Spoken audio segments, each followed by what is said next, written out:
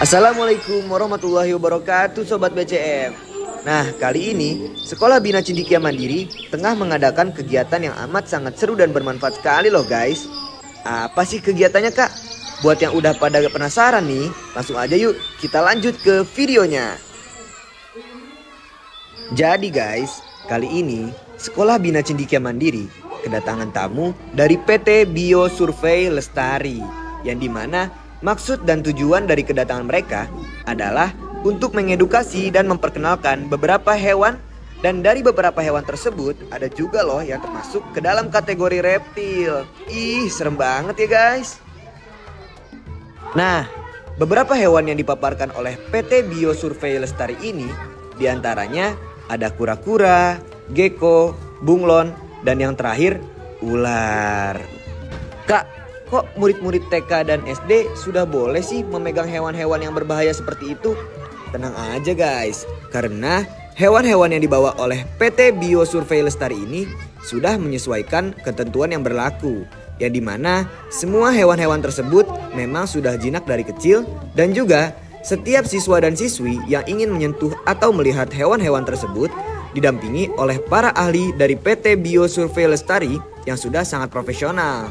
Dan selain itu, semua guru-guru juga ikut loh untuk berpartisipasi dalam mengawasi dan juga memaparkan mengenai kegiatan ini. Jadi overall aman deh guys.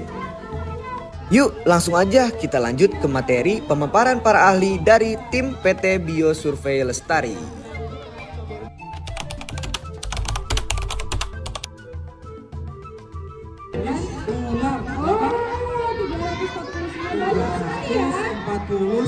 Jenis ular. Nah, dari 349 jenis ular yang ada di Indonesia, ularnya stres. Nah, ini adalah contoh ular mengalami stres. Nah, ularnya stres. Jadi dia akan buang air. Ini ularnya stres dia. Oke. Ya. Jadi bukan hanya manusia saja yang bisa stres, tapi hewan termasuk ular juga bisa stres. Nah, ciri-ciri ular stres dia akan buang air seperti ini. Oke. Nah, jadi di Indonesia tadi ada berapa jenis ular? Ular berbisa tinggi. Ular apa? Berbisa tinggi. Ada ular berbisa rendah, ada ular yang tidak berbisa, dan ada ular berbisa menengah. Ya, jadi terbagi menjadi 4 kategori. Hewan yang pertama yaitu kura-kura. Kura-kura adalah hewan reptil yang termasuk ke dalam ordo Testudines. Mereka dikenal dengan cangkangnya yang keras, yang dimana fungsinya untuk melindungi tubuhnya.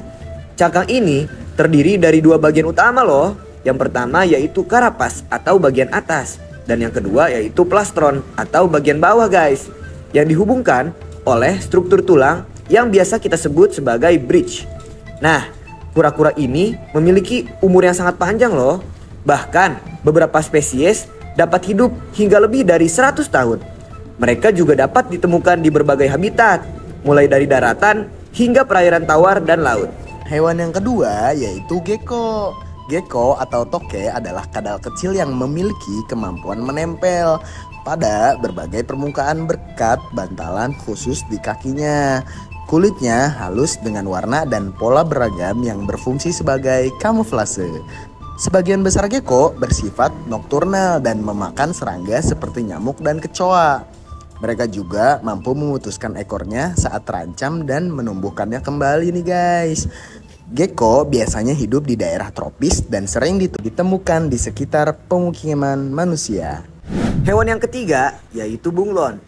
Bunglon adalah reptil yang terkenal karena kemampuannya untuk mengubah warna tubuh dalam kamuflasenya, komunikasi, atau mengatur suhu.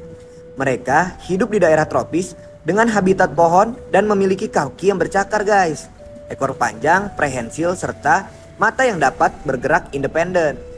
Bunglon juga dapat berburu dengan lidah panjangnya untuk menangkap mangsa berupa serangga. Sebagian besar bunglon bertelur, meskipun ada juga yang dapat melahirkan. dan mereka dikenal sebagai hewan yang sangat adaptif terhadap lingkungannya. Sedangkan hewan yang keempat adalah ular. Ular adalah reptil yang memiliki tubuh panjang tanpa kaki dan seluruh tubuhnya tertutup sisik.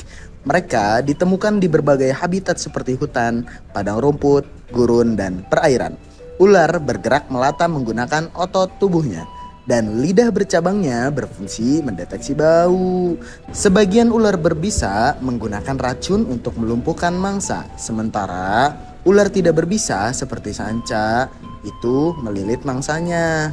Pola makan ular adalah karnivora, memakan hewan kecil seperti tikus, burung, atau katak, dan mereka bisa bertelur atau biasa disebut juga ovipar.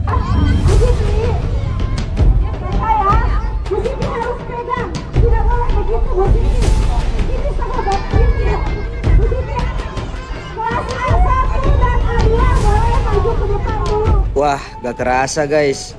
Kita sekarang sudah di penghujung video di kegiatan kali ini. Demikian pemaparan mengenai keanekaragaman reptil dari PT Bio Survey Lestari. Mari bersama-sama menjaga kelestarian alam dan habitat satwa untuk keberlangsungan ekosistem yang seimbang. Sampai jumpa di konten kami berikutnya. Saya pamit undur diri. Wassalamualaikum warahmatullahi wabarakatuh.